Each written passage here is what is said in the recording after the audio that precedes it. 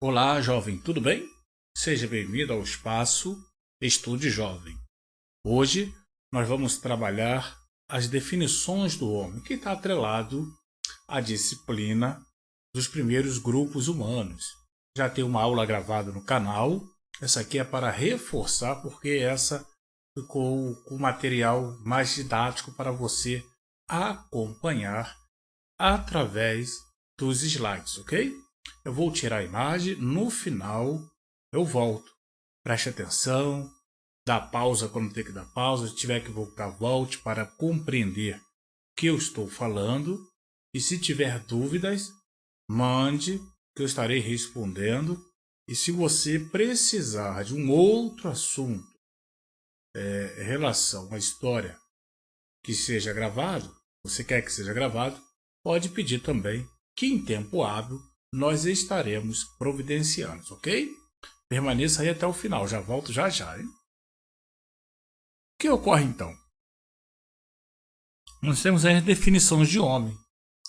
Né? Ela é ampla, ganhou novas definições, interpretações, mas nós vamos trabalhar o simples aqui, aquilo que nos interessa. Homem, mamífero primata, bípede, sociável, que se distingue de todos os outros animais pela faculdade da linguagem, pelo desenvolvimento intelectual. Ser humano, ser vivo, composta de matéria e espírito. Pessoa adulta de sexo masculino, sujeito, indivíduo. O popular marido, companheiro, filho, tio, avô, etc. Ou seja, aqui, senhores, é apenas uma definição simples. Nós temos aí diversas definições. E nós temos, então, a teoria do surgimento do homem. Existe praticamente mais de uma dezena de definições sobre a teoria do surgimento. Mas as duas que é mais usadas, né, para contrapor uma à outra, nós temos o criacionismo versus o evolucionismo, o qual o criacionismo ele é um ato de fé para aqueles que acreditam na Bíblia Sagrada. É um ato de fé que ele acredita que Deus criou todas as coisas, né? Está lá escrito em Gênesis, capítulo 1, verso 1. No princípio criou Deus os céus e a terra. Com isso, então, o criacionismo é uma crença religiosa de que a humanidade, a vida, a terra e o universo pertence à criação de um agente sobrenatural. Desde que o desenvolvimento da ciência evolutiva, a partir do século XVIII, vários pontos de vista desenvolvidos tiveram como objetivo conciliar a ciência com a narrativa de criação de Gênesis. Aqueles que acreditavam que as espécies tinham sido criadas separadamente eram geralmente chamados de defensores da criação, mas foram ocasionalmente chamados de criacionistas. Em 1929, nos Estados Unidos, o criacionismo tornou-se o primeiro termo especificamente associado com a oposição fundamentalista cristã para a evolução humana e a crença em uma terra jovem, embora seu uso tenha sido contestado por outros grupos que acreditavam em vários outros conceitos de criação. O evolucionismo é a origem da evolução do Homo sapiens como espécie distintas de outros hominídeos, dos grandes macacos mamíferos placentários. O estudo da evolução humana engloba muitas disciplinas científicas, incluindo a antropologia, física, primatologia, arqueologia, linguística e genética. O termo humanismo, no contexto da evolução humana, refere-se ao gênero Homo, mas os estudos da evolução humana usualmente incluem outros hominídeos, como os australopithecus. O gênero Homo se afastou dos australopithecus entre 2,3 e 2,4 milhões de anos na África. Alguns fatos importantes. Os cientistas estimam que os seres humanos ramificaram-se do seu ancestral comum com os chimpanzés entre 5 e 7 milhões de anos atrás. Diversas espécies de Homo evoluíram e agora estão extintas. Estas incluem o Homo erectus, que habituou na Ásia, e o Homo neandertais, que habituou a Europa. O Homo sapiens arcaico evoluiu entre 400 mil e 250 mil de anos atrás. A opinião dominante entre os cientistas sobre a origem do homem moderno é a hipótese da origem única, que argumenta que o Homo sapiens surgiu na África e migrou para fora do continente em torno de 50 a 100 mil anos atrás, substituindo as populações do Homo erectus na Ásia e o Homo neandertais na Europa. Já os cientistas que apoiam a hipótese multirregional argumenta que o Homo sapiens evoluiu em regiões geograficamente separadas. O surgimento das ciências biológicas e o próprio surgimento do evolucionismo. A teoria da evolução pela seleção natural é o resultado de um processo lento de evolução científica. Com a estrutura da biologia, torna-se inevitável a constatação do fenômeno evolutivo. E aqui nós temos, então, na verdade, nós temos aqui, nessa próxima aqui, esse quadro, o qual representa aqui, a princípio, a evolução que começa no gibo, humano, chimpanzé, gorila, orangutã. Claro que isso aqui, senhores, é hipótese, né, daqueles que defendem a teoria da evolução, ok? Lembrando que isso é um estudo. Tem aqueles que acreditam que o homem era uma célula unicelular, o qual viveu milhões de anos na água. De acordo com que foi esfriando, ela foi se adaptando às modificações do meio ambiente, que um dia ela brotou, ou seja, um dia ela saiu da água e ela conseguiu resistir. Isso aí passou milhões e milhões de anos até se tornar o que nós somos hoje.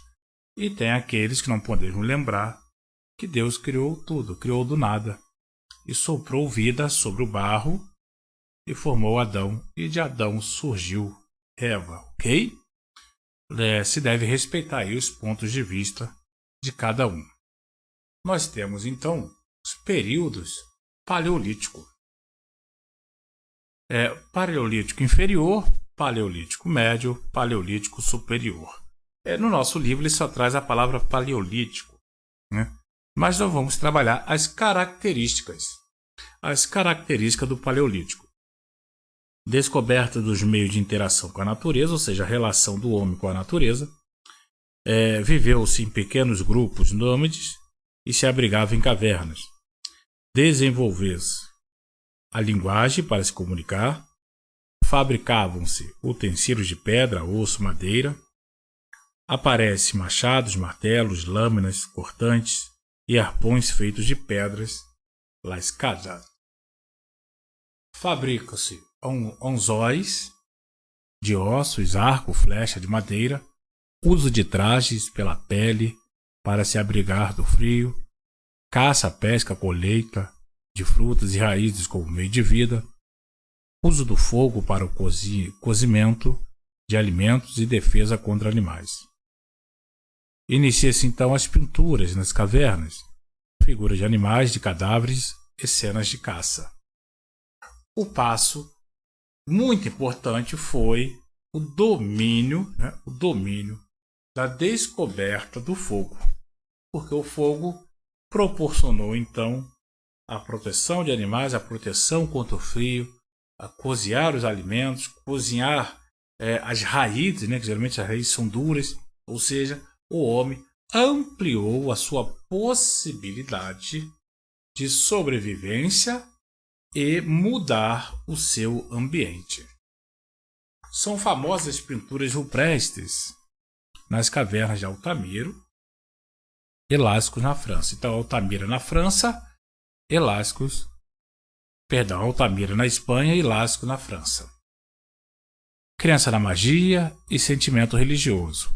Enterravam-se os mortos e protegiam os túmulos com pedras. A arte nas cavernas tinha um sentido de magia para eles. E aí nós temos aqui as pinturas que representam, são as figuras rupestres, ok? Com certeza o professor Diego trabalhou esse assunto, ou se não trabalhou, vai trabalhar o significado, como eles formavam, a tinta, de onde eles extraíam, que está em artes. Nós temos aí o período Mesolítico. Mesolítico, pedra intermediária. É um período da pré-história situado entre o Paleolítico e o Neolítico, e presente, ou pelo menos com duração razoável, apenas em algumas regiões do mundo onde não houve a transição direta para os dois períodos citados. As regiões que sofreram maiores efeitos das glaciações tiveram o Mesolítico mais evidente. E vem o período então Neolítico. O homem desenvolve melhores técnicas de domínio sobre a natureza. O clima da terra se torna mais ameno e favorável à vida. Vivem em grupos maiores, clãs e tribos, primeiras aldeias, passa de nômade para sedentário, ou seja, nômade é aquele que circula, fica determinado tempo, caça naquela região, a caça, a oferta, de sobrevivência vai terminando, eles começam a mudar de região para região, devido às mudanças climáticas, entre outras ações. E sedentário, então, ele passa a ocupar a região, passa a praticar, então, a agricultura, a criação de animais, entre outros aspectos. Melhorias nas habitações do homem, sai da caverna, mora em casas, paliçadas e palafitas, construídas por eles. Aperfeiçoou seus utensílios de pedra, osso, madeira e polindo, Então sai da pedra lascada para a pedra polida. Surgiram foices, lâminas cortantes, enxadas, machados e centenas de utensílios, armas e instrumentos. Utilizou o barro para fazer potes e jarros de cerâmica. Fez jangadas, canoas e barcos e navegou pelos mares. Melhorou os trajes contra os teares manuais que faziam roupas de fibras vegetais, linho e lã. O homem fixou-se na terra e desenvolveu a agricultura, inclusive com o arado de tração animal. As tarefas agrícolas eram responsabilidade das mulheres, enquanto os homens se dedicavam à caça, à pesca e às tarefas pesadas. Na outra aula eu falei que essas tarefas eram divididas, as crianças e os idosos não participavam então dessas tarefas, ok? Nós temos aqui também instrumentos que eles já utilizavam, também foi trabalhado no outro slide, lá está um pouco maior, que tipo de tarefa que eles utilizavam no dia a dia, nós temos que ele dedicou-se à domesticação de animais para alimentação e transporte. Com a invenção da roda, apareceram carroças rudimentares. Manifestação da religião primitiva, baseada nos fenômenos da natureza. Fogo, raio, trovão, tempestade, vento, chuvas, nos astros, etc. Aparecem monumentos e construção com grandes pedras, provavelmente por motivos religiosos. Surgem os monumentos megalíticos, que era chamado de menhires e domes, que eram grandes pedras fincadas no chão, sustentando outras pedras gigantescas. Foi o início das gigantescas construções que vão surgir com as civilizações seguintes. A arte desenvolveu-se com a gravação de figuras em osso, pedra e madeira, e a arte da argila desenvolveu-se com a modelagem de potes, vasos, estatuetas, pinturas em cerâmicas. Então nós temos aqui as pedras, né? Se você observar do seu lado esquerdo, você tem coluna, né? Como se fosse coluna sustentando as outras pedras de cima, que é chamado de dolmenes. E temos o meirines, ok? Que são essas pedras pequenas que está do seu lado direito. Ok? Então, senhores, essa aula ela foi para reforçar a aula anterior que eu já gravei sobre a pré-história. Aqui tem alguns exercícios que você pode fazer, pode estar perguntando a resposta se você não souber a correta. Ok? Então, estude, reveja, pega o livro, dá uma nova lida. Eu sei que fica tudo muito corrido e ao mesmo tempo fica vago, mas se você tiver um pouquinho de atenção, um esforço, né, seguindo as nossas orientações, creio que vai dar tudo certo. A preocupação aqui é o aprendizado de vocês, é vocês trabalhar, despertar a vontade também de buscar e ampliar o conhecimento. Ok, meu querido? Fique até a próxima. Qualquer dúvida, pergunte. Breve, creio que estaremos juntos, ok?